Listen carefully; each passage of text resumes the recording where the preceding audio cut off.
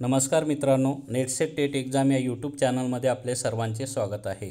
मित्रांनो, आपल्याला माहीतच आहे की सेट परीक्षा ही 27 डिसेंबर 2020 रोजी घेण्यात येणार आहे आणि याच परीक्षेला अनुसरून आज वेबसाईटवर अत्यंत महत्त्वाच्या सूचना प्रसिद्ध झालेल्या आहे। त्या सूचना आपण या व्हिडिओच्या माध्यमातून बघणार आहोत। तत्पूर्वी आपण या चॅनलवर जर नवीन असाल तर हे चॅनल सबस्क्राईब करून बेल बटन दाबा, जेणेकरून नवीन व्हिडिओची लिंक आपल्याला यूट्यूबच्या माध्यमातून तात्काळ मिळेल। मित्रांनो, आपल्याला माहीतच आहे की ही परीक्षा 28 जून 2020 रोजी घेण्यात येणार होती, परंतु या कोविड-19च्या कारणामुळे ही परीक्षा आता 27 डिसेंबर 2020ला घेण्यात येणार आहे। आता ह्या परीक्षेला अनुसरून काय महत्त्वाच्या सूचना प्रसिद्ध झालेल्या आहेत त्या आपण एक एक बघण्याचा प्रयत्न करूया। सुरुवातीला जी माहिती दिलेली आहे ती म्हणजे जाहिरात प्रसिद्ध होण्याचा, त्याच्यानंतर अप्लाय करण्याची शेवटची तारीख, नंतर फीस भरण्याची तारीख, त्याच्यानंतर करेक्शनच्या संदर्भात या तारखा ह्या होऊन गेलेल्या आहे। आणि आता अत्यंत महत्त्वाची माहिती समोर आलेली आहे, प्रसिद्ध झालेली आहे, ती म्हणजे आपले ॲडमिट कार्ड कधी डाउनलोड होणार आहे। तर आपल्याला आपले ॲडमिट कार्ड 17 डिसेंबर 2020 रोजी वेबसाईटच्या माध्यमातून डाउनलोड करता येणार आहे। आपल्याला जो ॲप्लिकेशन ID दिलेला आहे, ॲप्लिकेशन नंबर दिलेला आहे, तो ॲप्लिकेशन नंबर आणि जन्मतारीख टाकल्यानंतर आपल्याला ते ॲडमिट कार्ड डाउनलोड करता येणार आहे। आता ते डाउनलोड कसं करायचं या संदर्भात सूचना दिलेल्या आहेत, ते आपण एक एक बघूया। आता डेट ऑफ एक्झामिनेशन म्हणजे इथं स्पष्ट त्यांनी तारीख दिलेली आहे की 27 डिसेंबर 2020ला सेट परीक्षा ही घेतली जाणार आहे। त्यानंतर सेट परीक्षा ही कशी घेतली जाणार आहे, आपल्या बऱ्याच लोकांच्या मनामध्ये प्रश्न होते की ऑनलाईन होती की काय यावेळेस, परंतु असे या चर्चेला पूर्णविराम मिळालेला आहे। ही परीक्षा ऑफलाईन स्वरूपामध्ये होणार आहे आणि ऑन पेपर तिथं होणार आहे। आता ही परीक्षा ऑफलाईन स्वरूपामध्ये घेतली जाणार आहे, त्यामुळे साहजिकच आपल्याला शासनाचे जे सध्या कोरोनाच्या संदर्भातले जे नियम आहे ते नियम आपल्याला फॉलो करावे लागणार आहे।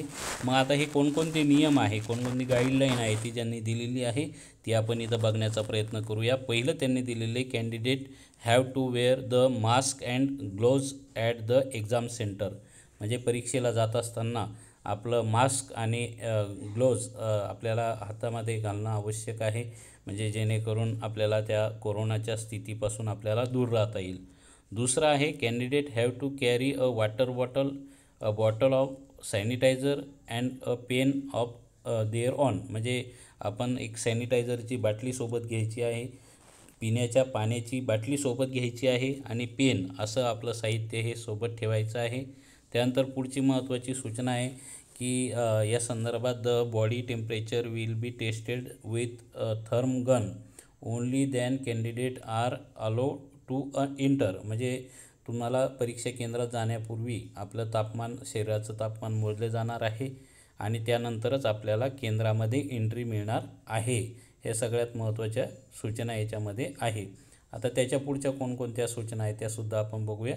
तर याच्यामध्ये in case any of the response in declaration suggested covid infection symptoms, जर कोणी कोविडच्या संदर्भातले सिम्पटम्स त्याच्यामध्ये आढळत असेल किंवा कोविडने जो ग्रस्त असेल तर त्याला the candidate will not be permitted in the exam centre, त्याला परीक्षेच्या केंद्रामध्ये प्रवेश दिला जाणार नाही, अशा स्पष्ट त्यांनी सूचना दिलेल्या आहे। या संदर्भात नंतर काय तर त्या संदर्भात कोणत्याही सूचना याच्यामध्ये दिलेल्या नाही। दुसरं, candidate have carry the admit card of set along with the photo identity proof both and original and photocopy, परीक्षेला जात असताना आपलं ॲडमिट कार्ड, एक ओळखपत्र आणि त्या ओळखपत्राची ॲटेस्टेड कॉपी सोबत ठेवायची आहे। या संदर्भात ह्या सर्वसाधारण गाईडलाईन दिलेल्या आहे, त्या आपण बघितलेल्या आहे। आता पुढं कोणकोणत्या गाईडलाईन दिलेल्या आहेत त्या आपण बघण्याचा प्रयत्न करूया। याच्यामध्ये ते असं सांगतात की important document things to carry. आता या संदर्भात त्यांनी सांगितलं की पहिलं का आणायचं आहे तुम्ही set admit card. Set admit card कसं काढायचं तर आपण वेबसाईटला जायचं आहे, तिथं आपला रजिस्ट्रेशन ID आणि डेट ऑफ बर्थ टाकायचं आहे। रजिस्ट्रेशन ID ज्यावेळेस आपण या सेट परीक्षेसाठी अर्ज केलेला आहे त्याचवेळी आपल्याला रजिस्ट्रेशन ID मिळालेला आहे आणि तो रजिस्ट्रेशन ID आपल्याला ईमेलच्या माध्यमात, ईमेलवर आपल्या तर फोटोकॉपी असेल, याची PDF फाईल आलेली असेल त्याचा अर्जाची, त्याद्वारे सुद्धा आपण ती बघू शकता किंवा प्रिंट काढून ठेवलेली असेल तर त्या प्रिंटवर रजिस्ट्रेशन ID असतो, तो रजिस्ट्रेशन ID टाकायचा आणि डेट ऑफ बर्थ टाकून आपण आपलं ॲडमिट कार्ड काढून घ्यायचं आहे. दुसरं महत्त्वाचं फोटो ID प्रूफ. आता फोटो ID प्रूफ काढत असताना कोणकोणत्या फोटो ID आणायचे आहे त्या संदर्भातसुद्धा पुढे सूचना दिलेल्या आहे. आता इथं फोटो ID आणत असताना सगळ्यात महत्त्वाचं म्हणजे याच्यामध्ये ॲटेस्टेड फोटोकॉपी आणायची आहे. आणि इथं म्हणजे काही लोक म्हणतात की मोबाईलमध्ये दाखवतात फोटो, हा बघा माझ्या मोबाईलमध्ये त्याचा फोटो आहे वगैरे वगैरे, हे कोणत्याही गोष्टी चालणार नाही. आपण तिथं प्रिंट आणायची आहे, डॉक्युमेंट आणायचं आहे आणि त्याची ID प्रूफसुद्धा ओरिजिनल सोबत ठेवायची. या दोन गोष्टी, एक ॲडमिट कार्ड, एक ID प्रूफ ओरिजिनल आणि तिसरं आहे ID प्रूफ झेरॉक्स. अशा 3 गोष्टी सोबत ठेवायच्या आहे, त्याशिवाय आपल्याला परीक्षा केंद्रामध्ये जाता येणार नाही. आता हे ID प्रूफ कोणकोणते आहे त्यासुद्धा त्यांनी दिलेलं आहे. ID प्रूफमध्ये त्यांनी दिलं आहे पॅन कार्ड, हे जवळपास सर्वांकडे असतं. ड्रायविंग लायसन असेल तर, वोटर ID जवळपास सर्वांकडे असते. त्यानंतर 12वीचं बोर्ड ॲडमिट किंवा रजिस्ट्रेशन कार्ड, पासपोर्ट असेल तर, आधार कार्ड किंवा आधार किंवा रेशन कार्ड, ह्या सगळ्यात महत्त्वाचे. यापैकी कोणतंही एक डॉक्युमेंट तुम्ही सोबत ठेवायचं आहे आणि याचं ओरिजिनल सोबत ठेवून त्याची एक फोटोकॉपीसुद्धा, झेरॉक्स कॉपीसुद्धा सोबत ठेवायची आहे. त्यासोबतच जर समजा कोणी PWD कॅन्डिडेट असेल, म्हणजे अपंग असेल, तर त्याने ते सर्टिफिकेट हे सोबत ठेवायचं आहे. त्यानंतर बॉल पेन इथे सोबत ठेवायचं आहे. त्याच्यानंतर हँड सॅनिटायझरची एक बाटली सोबत ठेवायची आहे, जेणेकरून आपण वेळोवेळी त्याचा वापर करू शकाल. त्यानंतर वॉटर बॉटल एक सोबत ठेवायची, पाण्याची बॉटल ही प्रत्येकाने ज्याची त्यांनी सोबत घेऊन यायची. तिथं सेंटरवर तुम्हाला ती उपलब्ध होणार नाही, त्यामुळे आपण आपली काळजी म्हणून आपण आपली पाण्याची बॉटल ही सोबत ठेवायची आहे. अशा पद्धतीने ह्या सगळ्यात महत्त्वाच्या सूचना यामध्ये देण्यात आलेल्या आहे. आणखी एक महत्त्वाचं म्हणजे तुम्हाला कोणतंही इलेक्ट्रॉनिक साधन सोबत नेता येणार नाही. सोबत आणलं, परीक्षा केंद्रापर्यंत आणलं तुम्ही, तर तिथं तुम्हाला ठेवायचं असेल तर तुमच्या रिस्कवर तुम्हाला ठेवावं लागेल. तिथून कदाचित गहाळ होऊ शकतं, कोणी कोणाचे फोन घेऊन जातं. त्याच्यामुळे हे जर गहाळ झालं तर हे सेंटर जबाबदार असणार नाही, असं स्पष्ट सूचना त्यांनी इथं दिलेल्या आहे.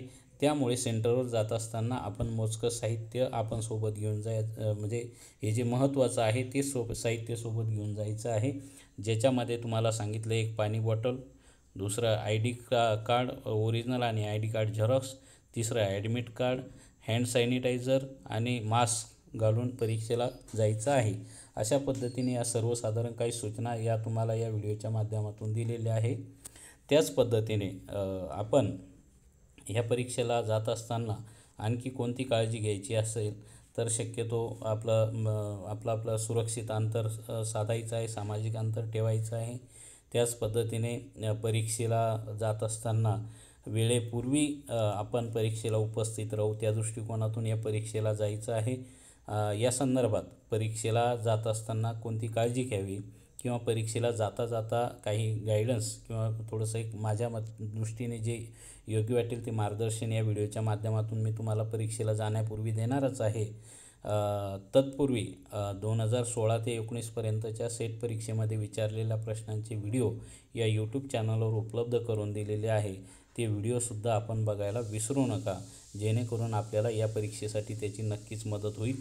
त्याच पद्धतीने सेट परीक्षा पेपर 1च्या संदर्भात जे घटक आहे त्या घटकानुसार सुद्धा व्हिडिओ तुमच्यासाठी उपलब्ध करून दिलेले आहे.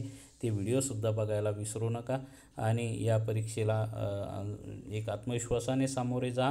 आणि सगळ्यात महत्त्वाचं म्हणजे ह्या ज्या सूचना दिलेल्या आहे या सूचना या वेबसाईटवर उपलब्ध आहे. या सर्व सूचना मी या व्हिडिओच्या माध्यमातून दिल्याच आहे असं होत नाही. त्यामुळे तुम्ही पुन्हा एकदा तुमच्या खात्रीसाठी, तुमच्या काही शंका समाधानासाठी तुम्ही स्वतः हे माहितीपत्रक वेबसाईटवरून डाउनलोड करा, याचा शब्दनशब्द वाचन करा, त्याचा अर्थ समजून घ्या आणि नंतरच पुढील परीक्षेसाठी सामोरे जा, जेणेकरून आपल्या मनात ह्या कोणत्याही शंका असणार नाही.